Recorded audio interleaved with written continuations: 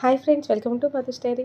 ఎంతో టేస్టీగా ఉంటే ఈజీ రెసిపీ టమాటో పోహాని ఏ విధంగా తయారు చేయాలో చూద్దామా. ముందుగా ఒక కప్పు అటుకుల్లో కొంచెం వాటర్ వేసుకొని తడిపేసుకొని ఆ వాటర్ మొత్తం తీసేసి పక్కన పెట్టుకోవాలి. స్టవ్ ఆన్ చేసి పాన్ పెట్టుకుని 1 టీ స్పూన్ ఆయిల్ హీట్ చేసుకొని కొంచెం పల్లీలు కొంచెం కాజు వేయించేసుకొని ఒక బౌల్లో తీసేసుకుందాం.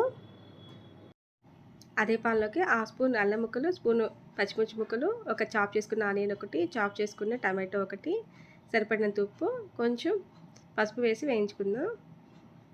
కొంచెం మగ్గిన తర్వాత కొంచెం రెడ్ చిల్లీ పౌడర్ వేసుకొని ముందుగానే మిక్సీ పట్టుకున్న 2 టమాటాల పేస్ట్ కూడా వేసేసుకొని మిక్స్ చేసుకొని ఆయిల్ పైకి వచ్చిందాక కుక్ చేసుకుందాం.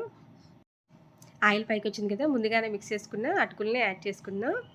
కొంచెం కొత్తిమీర వేసుకొని మొత్తం ఒకసారి మిక్స్ చేసుకొని ముందుగానే వేయించి పెట్టుకున్నాం కదా కాజు పల్లీల్ని యాడ్ చేసుకొని మిక్స్ చేసుకుని సర్వ్ చేసుకుందాం. ఎంతో టేస్టీగా ఉండే టమాటో పోహా రెడీ. మీరు కూడా ట్రై చేసి టేస్ట్ చేయండి. Thank you for watching.